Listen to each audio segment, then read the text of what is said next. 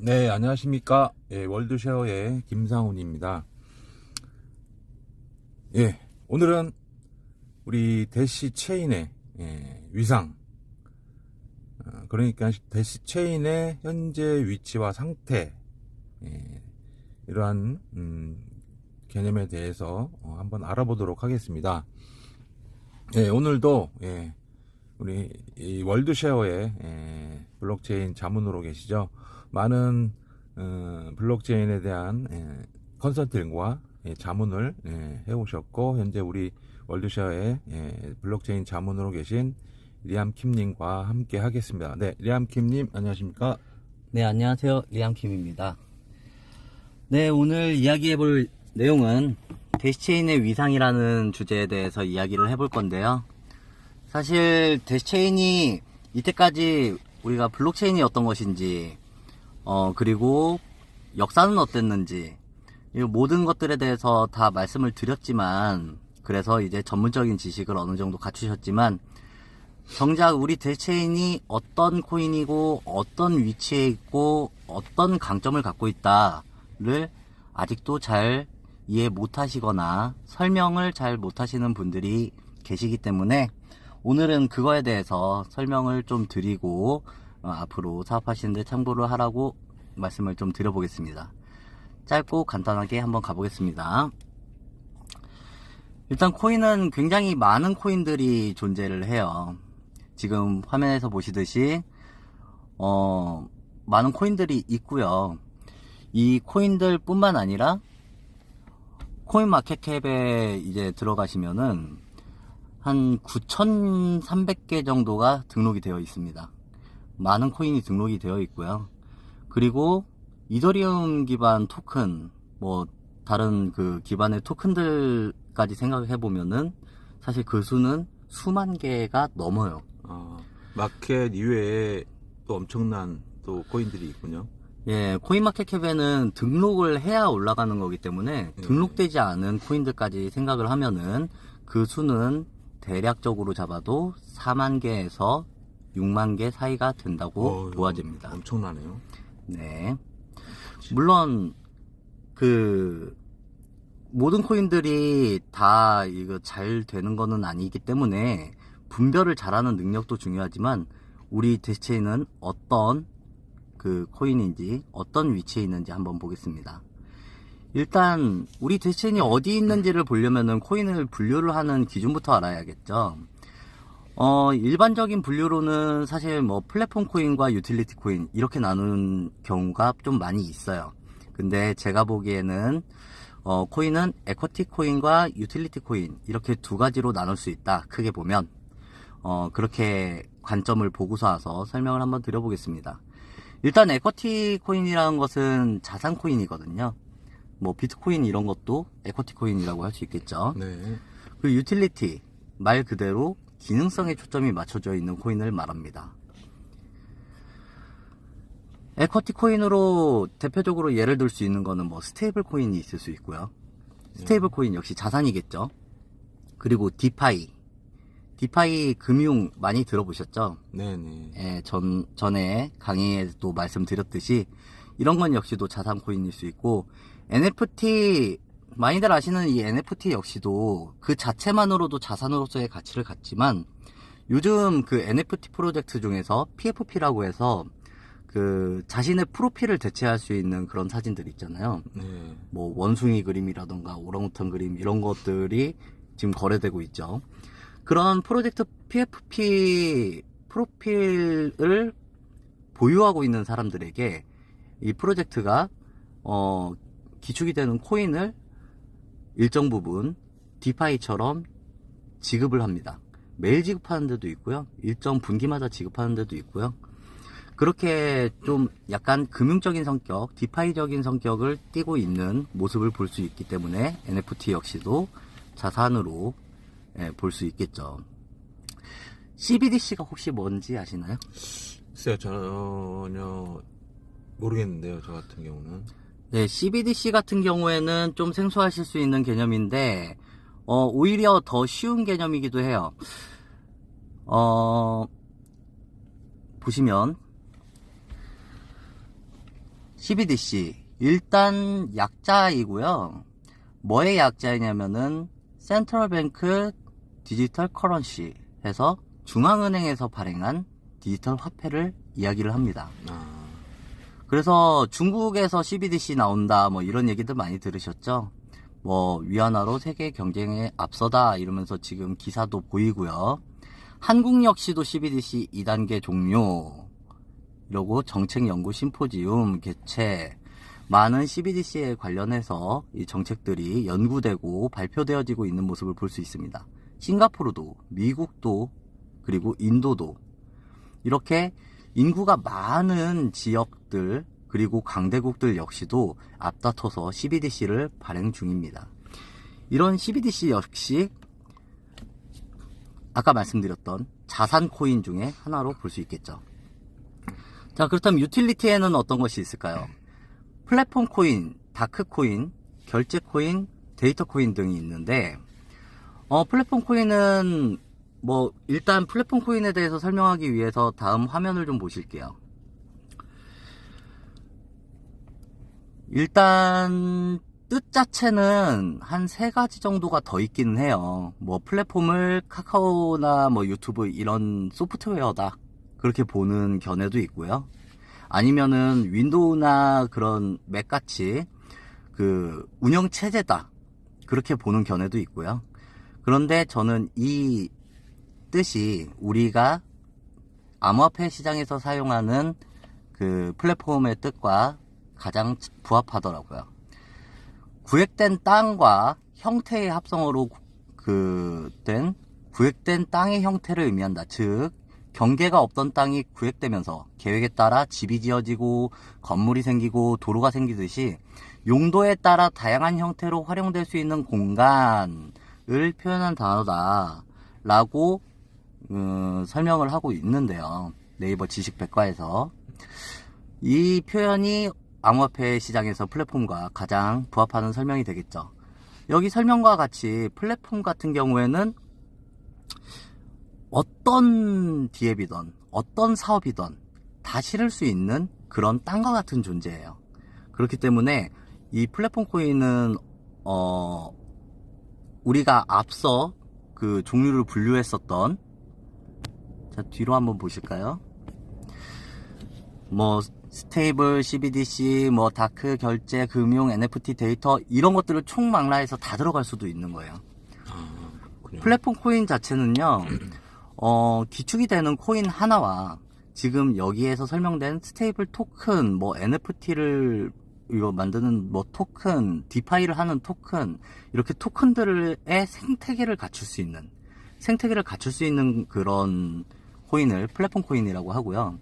이 다크 코인은 요즘은 많이 보이지 않지만 익명성을 특히 강조해가지고 프라이버시 코인이라고도 하는데, 모네로 같이 좀 추적이 불가능한 기술을 가진 코인을 다크 코인이라고 하고요. 그리고 결제, 당연히 우리가 실사용해서 사용할 수 있는, 결제에 쓸 수 있는 코인들을 이야기하겠죠. 어떻게 보면은 아까 비트코인은 자산 코인에 속한다고도 말씀드렸는데, 이 결제 측면으로 만약에 넘어가게 된다면 뭐 유틸리티 코인이다 이렇게도 말할 수 있게 되는 거죠. 그래서 사실 어떤 코인을 이건 무슨 코인입니다 라고 딱 정의하기는 어렵지만 여기에 보시는 그 기준대로 좀 더 비중을 둔 코인들이 있다고 알고 계시면 되겠습니다. 데이터 코인 같은 경우에는요, 뭐 사물 인터넷, IoT 뭐 이런 거나 아니면은 데이터 저장 기술, 이런 클라우드 기술, 아니면 뭐 빅데이터 기술, 이런 데이터의 저장과 뭐 전송과 보관과 공유 관련해 가지고 사서 활용이 되어지는 코인을 데이터 코인이라고 할 수 있고요.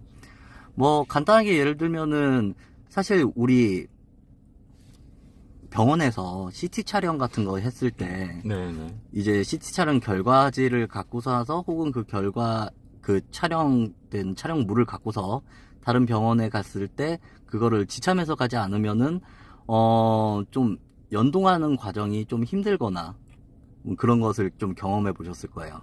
만약에 블록체인에 그런 환자들의 그 진료 정보나 이런 모든 치료 기록들이나 그런 것들을 담을 수 있다면은 뭐 병원들 입장에서는 굳이 뭐 환자들에게 다른 것을 요구하기보다 그냥 바로 블록체인 전산에서 확인할 수 있겠죠. 네, 그런 식으로 활용할 수 있는 게 바로 데이터 코인이라고 할 수 있겠고요. 이렇게 코인을 나눠봤을 때 우리 대시체인은 어디에 속할까요?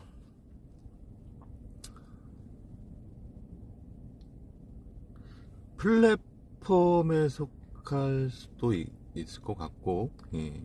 네네. 정답입니다. 아, 그런가요? 데시체인은 플랫폼 코인에 속합니다. 어떻게 보면은 가장 어려운 사업 중에 하나이기도 해요. 플랫폼 코인은 모든 코인들이 지향하는 지향점이지만 가장 어려운 사업이기도 합니다. 하지만 여기에 지금 제가 대표적으로 좀 유명하고 큰 대형 플랫폼 코인들을 나열을 해봤는데요. 6개 정도가 있죠. 제일 첫 번째로 대시가 있네요. 그리고 두 번째로 이더리움이죠. 세 번째는 뭘까요? 이오스입니다. 아, 이었군요. 네, 이오스도 속도가 많이 빨라서 그 2세대 코인 중에서 빠른 코인으로 유명해서 이오스 기반으로 해서도 많은 생태계가 펼쳐졌죠. 그리고 가장 최근까지도 활발히 생태계를 확장하고 있는 솔라나가 있고요. 솔라나 옆에 빨간색 다이아몬드 같은 무늬. 네, 저 무늬로 되어 있는 코인의 이름은 트론입니다. 아, 트론이 저 모양으로 되어 있군요. 네, 각 코인들 로고, 그래도 여기에 나와 있는 코인들은 굉장히 유명한 코인들이기 때문에 로고만 봐도 딱 알 수 있어야 하겠죠. 자, 그러면은 맨 마지막에 있는 거는 뭘까요? K 모양이 좀 음각이 되어 있는 모습이네요. 네. K 모양이 있네요. 클레이튼입니다. 아, 클레이튼. 네.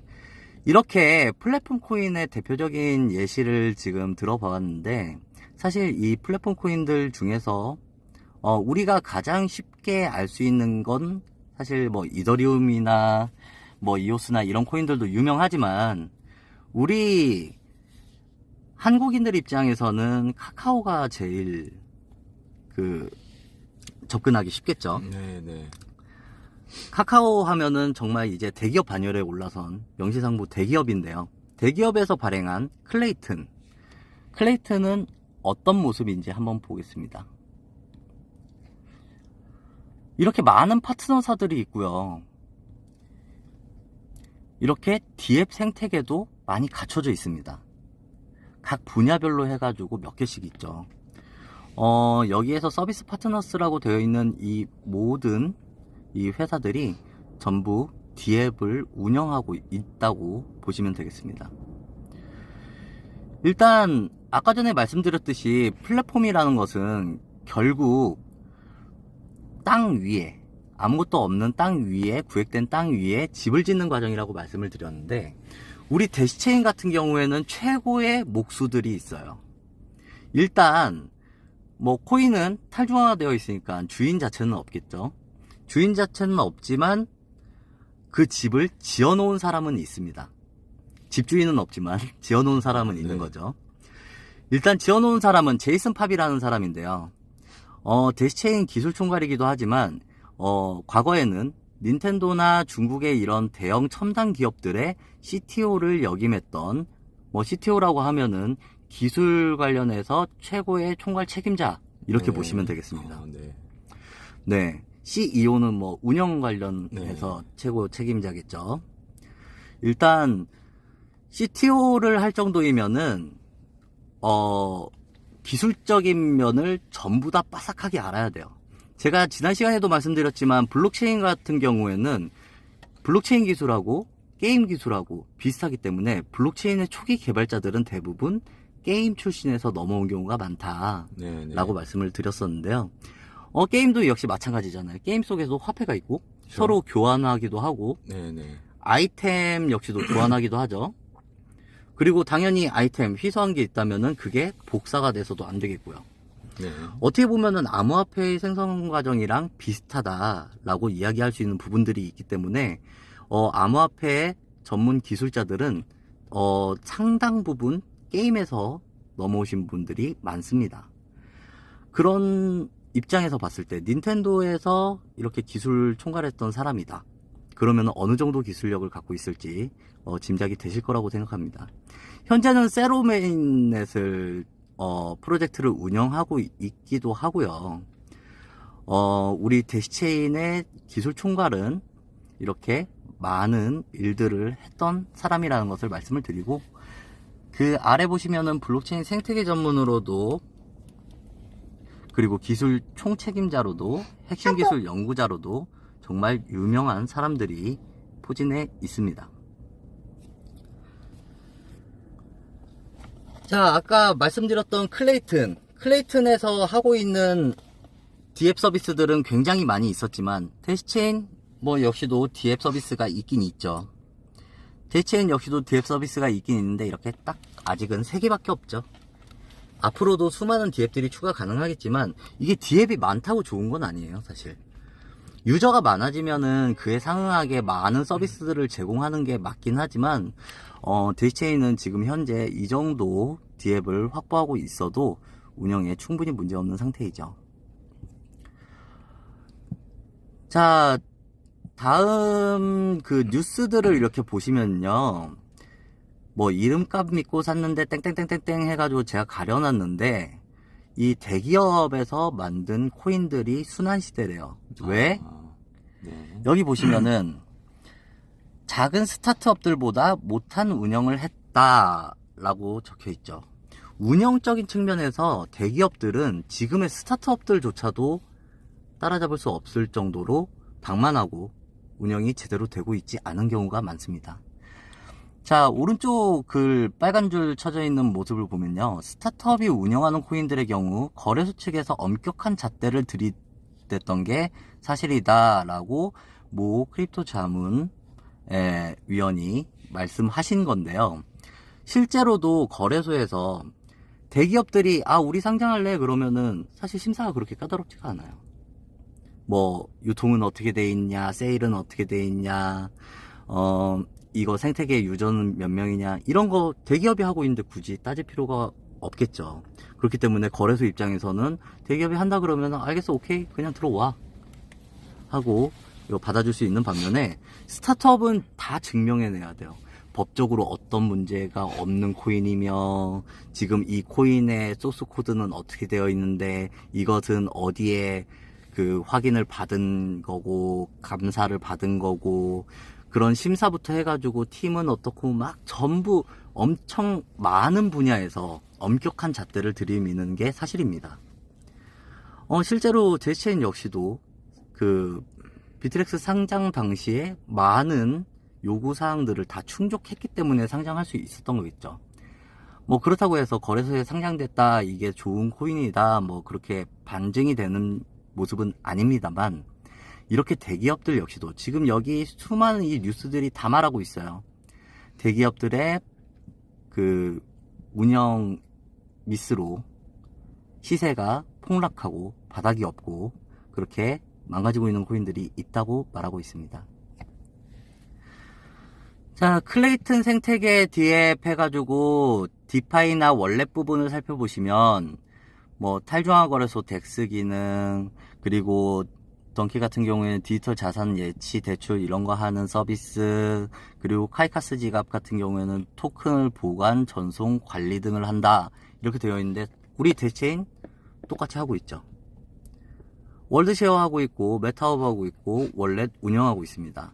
메타허브에서 우리 자산의 예치하고 이자도 지금 받고 있죠. 네. 그리고 자산의 교환 역시도 가능합니다. 탈중앙 거래소인 덱스 기능 역시도 메타허브에서 구현이 될 예정이고요. 현재는 한 가지 토큰밖에 지금 이벤트성으로 교환이 안 되고 있는데, 다른 많은 코인들 역시도 메타허브에 조만간 런칭이 되어서 교환이 될 수 있는 순간이 올 것입니다. 그럼 비트코인이나 이더리움도 가능한가요?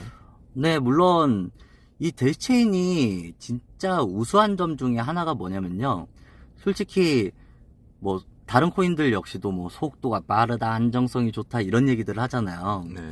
그런데 그런 것들은 어차피 다른 코인 다 똑같아요. 다른 코인들도 다 속도 빠르고 다 안전하고요.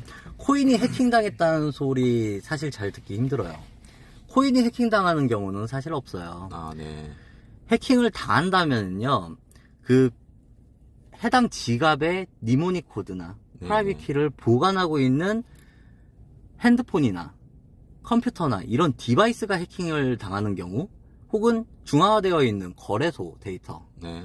그런 것들이 해킹을 당하는 거지, 코인 자체는 원래 해킹이 잘 되질 않습니다. 아, 그렇군요. 이게 이렇게 생각하시면 돼요. 블록체인의 트릴레마라고 해서 이더리움의 창시자 비탈릭 뷰테린이 제일 처음 제시한 그 말인데요. 안정성과 속도와 탈중앙성, 이 세 가지는 전부 다 우수하게 공존할 수는 없다. 이게 무슨 말이냐 하면은, 사실 속도가 빠르려면요, 네. 검사하는 사람이 적어야겠죠. 네네. 뭐 노드라고 하는데, 노드 관련 개념은 좀 어려우니까 생략하기로 하고, 속도가 빠르려면은 승인하는 사람이 적어야 돼요. 우리가 회사에서도 뭔가 일이 추진되기 전에 뭐 부장 결제 받아야 되고, 차장 결제 받아야 되고, 뭐 저기 사장 결제 받아야 되고, 회장 결제 받아야 되고, 결제 라인이 많으면 많을수록 늦게 이루어지겠죠. 네. 그런데 만약에 그냥 그 자리에서 즉시 처리할 수 있다면, 그 자리에서 즉시 그냥 사인 한 방으로 실행이 될 수 있다면은 속도는 많이 줄어들 것입니다. 다만 책임지는 사람이 한 사람밖에 없죠. 검토해 본 사람이. 네, 그렇죠. 그러면 안정성이 떨어지는 거예요. 아, 네. 그렇기 때문에 속도가 빠르면 안정성이 떨어질 수밖에 없고요. 안정성을 높이려고 하면 속도가 떨어질 수밖에 없게 되어 있어요. 그런 상황 속에서 만약에 둘 다 챙기고 싶다? 속도도 빠르고 안정성도 좋고 이렇게 하고 싶다? 그러면은 탈중앙성을 포기하고 전산을 써야 돼요. 그렇겠죠. 예. 네. 우리 은행이 그렇죠. 네네. 은행이 높은 보안 수준을 유지하면서도 빠른 속도를 제공하지만 탈중앙화되어 있지 못한 모습이죠.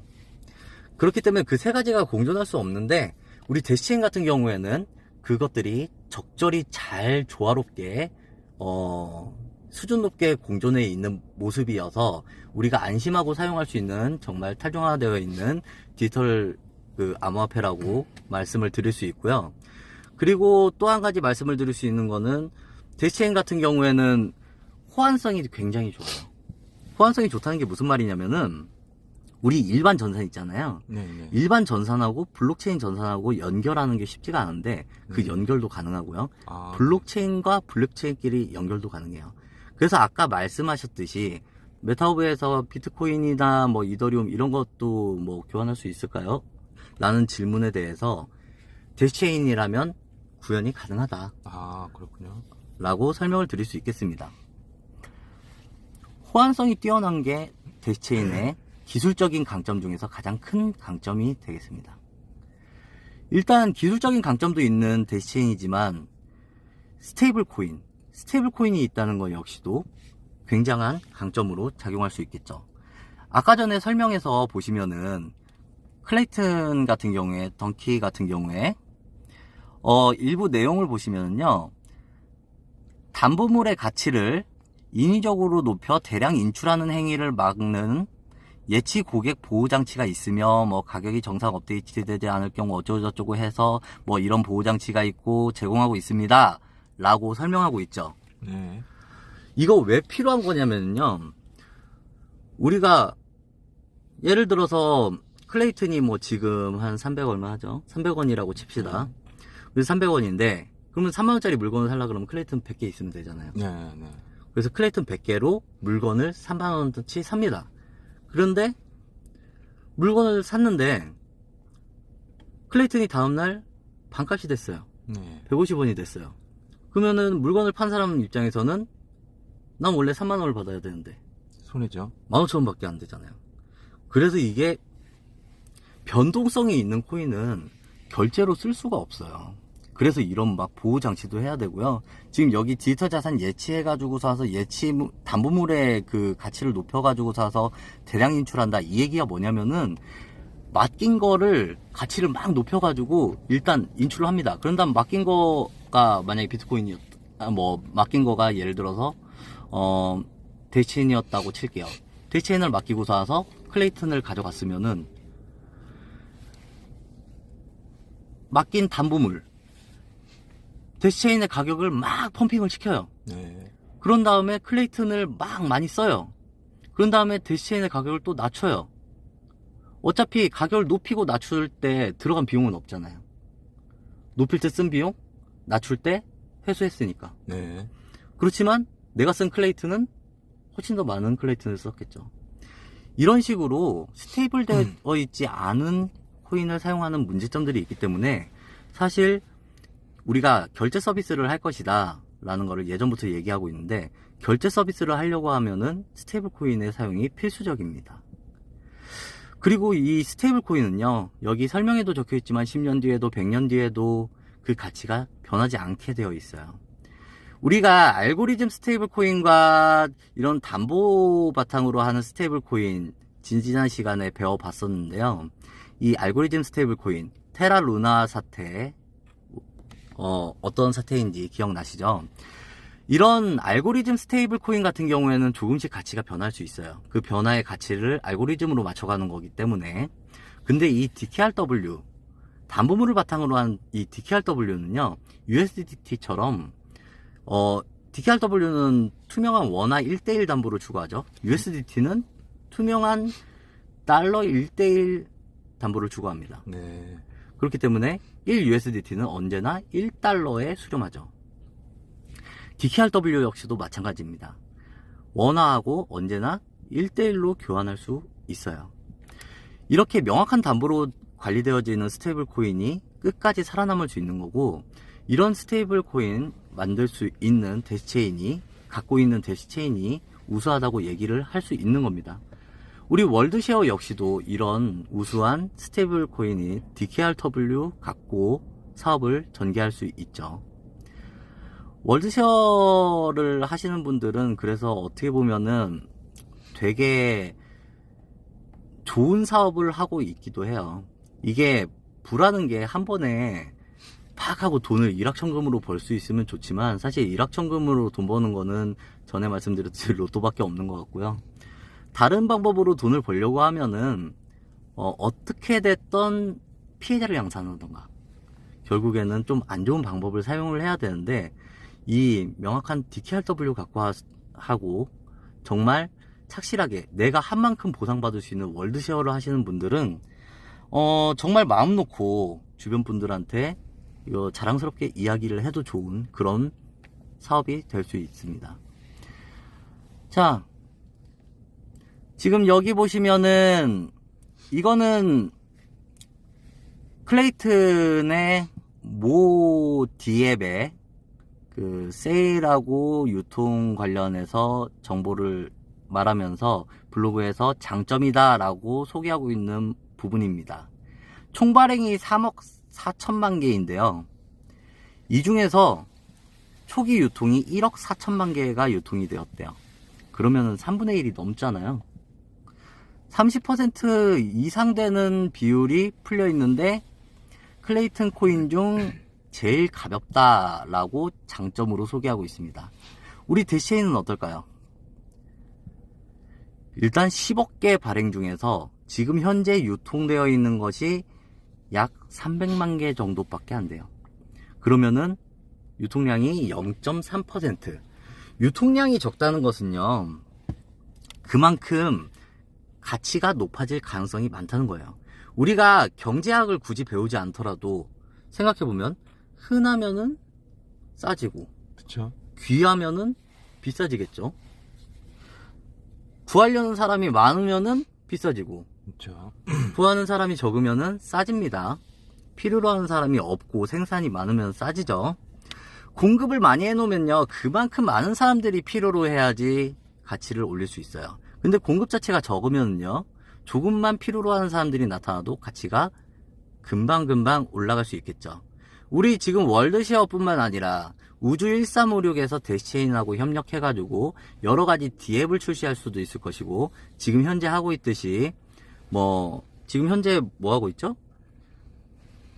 렌트 사업하고 있고, 그쵸. 렌트, 유통 사업하고 있고, 통신하고 네. 있고, 있습니다. 상조하고 있고, 조만간 사업들이 굉장히 빠른 속도로 지금 추가되고 있고, 많은 혜택들을 얻을 수 있게 구성이 되어 있는데요. 이렇게 사업들이 확장이 됨에 따라서 늘어나는 사용자들이 많으면 많을수록 수수료를 필요로 하는 사람들이 많아지겠죠. 그리고 그 사업에서 창출되는 이익의 일부분이 이런 대시체인의 바이백, 소각 이런 부분에 사용될 수도 있겠고요. 바이백은 뭐냐면은 시장에서 코인을 사들이는 거예요. 코인을 사들여 가지고 소각시키는 거죠. 그러면 당연히 더 희귀해지고 시장에 있는 물량이 적을수록 더 희귀해지고 그럼 가치가 더 상승될 수밖에 없는 그런 구조를 갖고 있죠. 조만간 대시체인의 수수료 인상 관련해서도 지금 거버넌스에서 논의되고 있는데, 자, 이렇게 우수한 코인을 비롯해서 우수한 코인들은 사실상 뚜렷한 코인 회사가 여기다 라고 얘기할 수 있는 코인 회사는 없어야 맞는 거예요. 비트코인 역시도 회사가 없잖아요. 뭐 이더리움도 뭐 만든 사람 있고 뭐 개발자 있고 하지만 사실 회사 없잖아요. 이렇게 주인이 없어야지, 유저가 주인이어야지 사실 진정한 코인이라고 할 수 있거든요. 지금 뭐 여기 그림에도 보시면은 유저한테 상당 부분 그 편성되어 있고 뭐 각국 어드바이저 파트너 재단 등등등 해가지고서 와서 뭐 40%가 편성되어 있고 대부분 락이라고 하지만 이제 앞으로 이 오른쪽에 있는 유저분을 제외한 나머지 부분들은 아주 상당 부분, 대부분이 소각이 될 예정입니다. 아, 그렇군요. 일단 아까 잠깐 말씀드린 거버넌스 부분을 또 말씀을 드릴게요. 의사결정을 하는 기구라고 볼 수 있겠는데요. 주인이 없다 보니까 결국에는 운영은 되긴 돼야 되는데 정책이나 약관이나 이런 것들 어떻게 만들겠어요?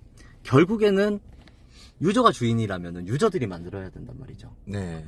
근데 그 유저를 이때까지 많은 거버넌스를 갖고 있는 코인들은 거버넌스 투표권을 어떻게 주냐에 대해서 굉장한 고민이 있었고 그 고민 결과 계속해서 실패해 왔어요.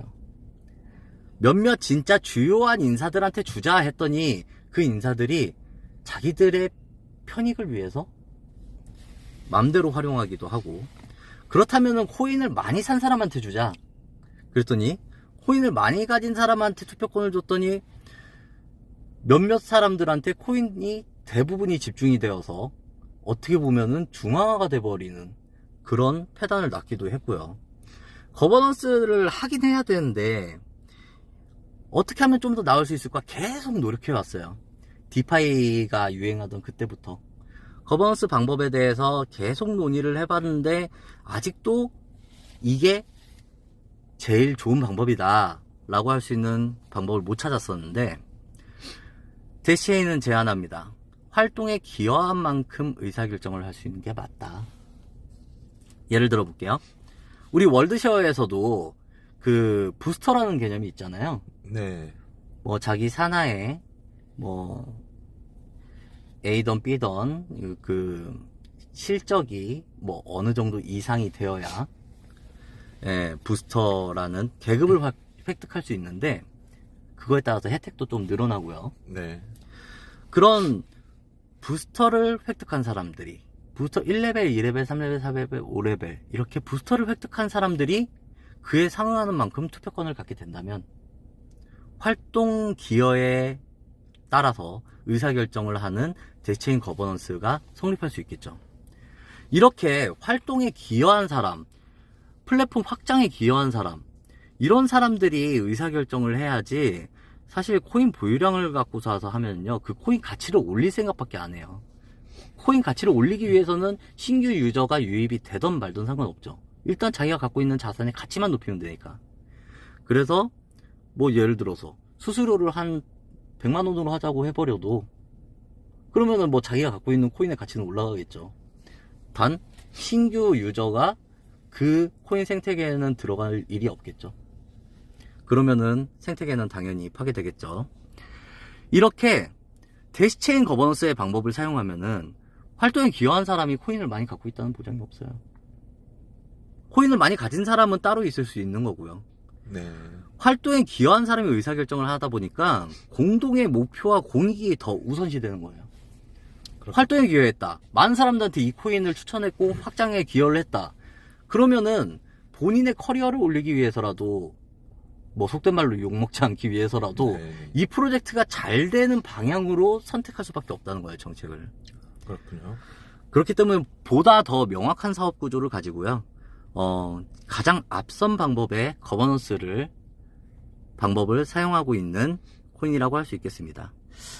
제가 뭐 끝으로 말씀드리자면은 사실 이런 이야기를 크립토 종사를 하면서 이야기하는 게 말이 안 되긴 하지만 많은 코인 기업의 대표들이 사실 자금 확보를 하려는 목적으로 코인을 많이들 해요. 어떻게 하면은 사람들을 현혹시킬 수 있을까? 어떻게 하면은 돈을 많이 뽑아낼까? 어떻게 하면 이거를 잘 마무리를 할까? 그런데 이용하기가 코인이 가장 이제 좀 쉽다 그쵸. 보니까 아무래도 그런 경향이 있는 것 같아요. 주식 같은 경우에는 많은 부분들을 준비를 해도 적은 돈이 들어오는데 네. 이 코인은 조금만 준비하고 조금만 현혹시켜도 많은 돈이 들어오기 때문에 그런 부분도 있고요. 사실 거래소에 상장된 이후에도 장난을 많이 치기 때문에 거기에서 엑시되는 돈도 상당합니다. 이런 식으로 많은 기업의 오너들이라던가 스타트업의 오너들이 윤리적인 부분이 결여되어 있는 경우가 많이 있어요. 그렇기 때문에 우리가 더더욱 힘든 모습이기도 한데요. 데이체인이 가장 우수하다고 얘기할 수 있는 부분은 이제는 그런 것을 관여하고 개입하고 뭐 할 수 있는 그 주체도 없어졌고요. 제이슨 팝은 그냥 만들어 놓고 이제 이거는 탈중앙성으로 냅두겠다 하고서 아예 이제 발행 자체에 대해서 제이슨 팝이 더 이상 관여할 수 있는 부분은 없고요. 운영 역시도 거버넌스에 의해서 결정되는 탈중앙화되어 있는 그런 코인이 되기 때문에 그런 윤리적인 부분에 대한 걱정, 그런 신뢰 부분, 이런 부분을 걱정하지 않아도 된다 라고 말씀을 드릴 수 있겠고요. 그런 코인을 선택을 하셔야지 지금 스캠이 너무 판치고 있는 이 세상에서 다른 엄한 데서 돈 버리지 마시고요. 그나마 그래도 성실하게 그리고 좋은 사람들이 모여있는 이 데이체인 생태계 안에서 같이 구성원이 되셨으면 좋겠습니다. 네, 이렇게 마치겠습니다. 네, 지금까지 수고해 주신 리암 킴님께 다시 한번 감사드립니다. 예. 자, 지금까지 잘 시청하시고 내 것으로 만드시기 바라겠고요. 질문이나 의문사항 있으시면 이 영상이 이제 우리 우주 1356 카페에 이제 올라가고 또 유튜브 채널에 우주 1356 TV 유튜브 채널이 있습니다. 그 두 채널에 영상이 올라가니까 댓글로 질문 사항 있으시면 댓글로 남겨주시면 감사하겠습니다. 오늘 방송 여기서 마치겠습니다. 네, 고생하셨습니다.